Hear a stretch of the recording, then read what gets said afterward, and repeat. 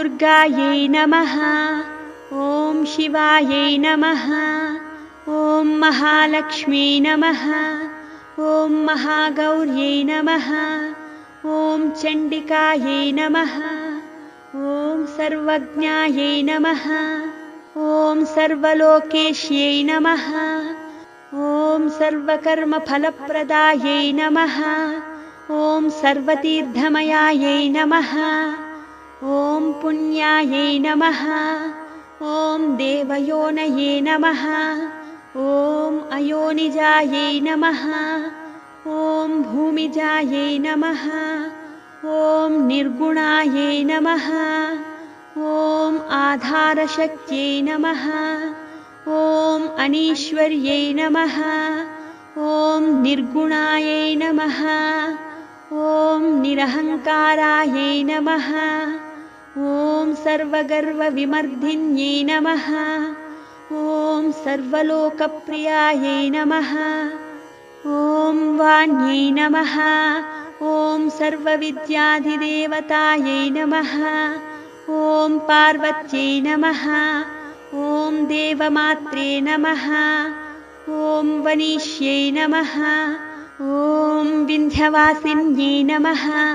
ॐ तेजोवत्यै नमः। ॐ महामात्रे नमः।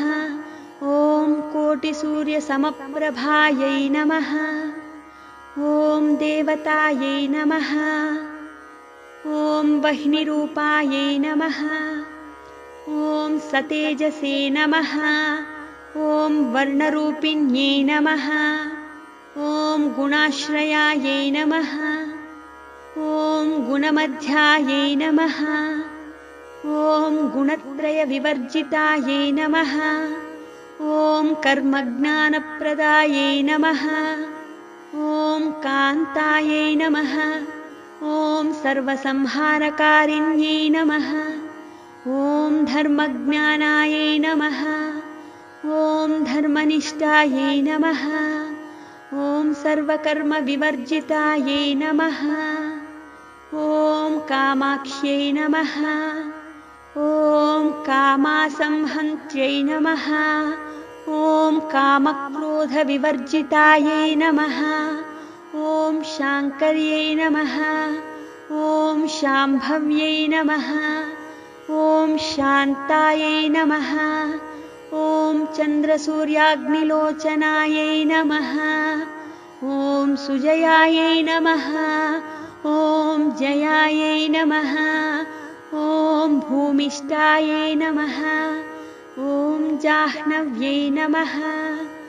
ॐ जनपूजितायै नमः। ॐ शास्त्रायै नमः। ॐ शास्त्रमयायै नमः।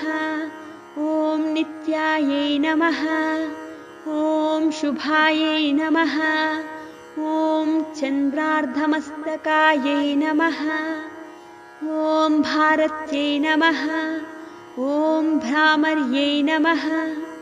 ॐ कल्पायै नमः। ॐ कराळ्यै नमः।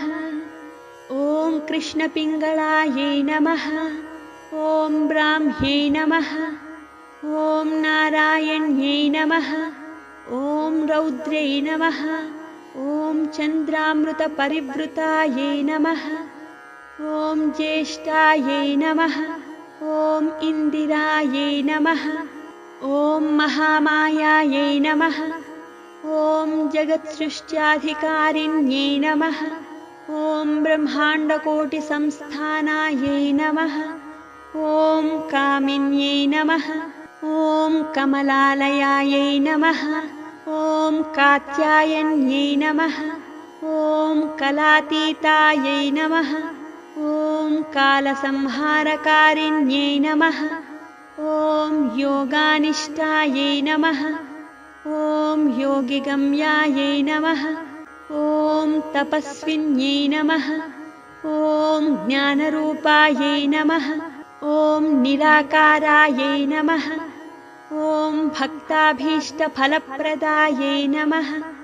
ॐ भूतात्मिकायै नमः। ॐ भूतमात्रे नमः। ॐ भूतेश्यै नमः। ॐ भूतधारिण्यै नमः। ॐ स्वधानारीमध्यगतायै नमः। ॐ षडाधाराधिवर्धिन्यै नमः। ॐ मोहितायै नमः। ॐ अंशुभवायै नमः। ॐ शुभ्रायै नमः। ॐ सूक्ष्मायै नमः। ॐ मात्रायै नमः। ॐ निरालसायै नमः। ॐ निमग्नायै नमः। ॐ नीलसङ्काशायै नमः। ॐ नित्यानन्दिन्यै नमः। ॐ हरयै नमः। ॐ परायै नमः। ॐ सर्वज्ञानप्रदायै नमः। ॐ अनन्तायै नमः। ॐ सत्यायै नमः। ॐ दुर्लभरूपिण्यै नमः। ॐ सरस्वत्यै नमः। ॐ सर्वगतायै नमः। ॐ सर्वाभीष्टप्रदायिन्यै नमः। इति श्रीदुर्गाष्टोत्तरशतनामावळि सम्पूर्णम्।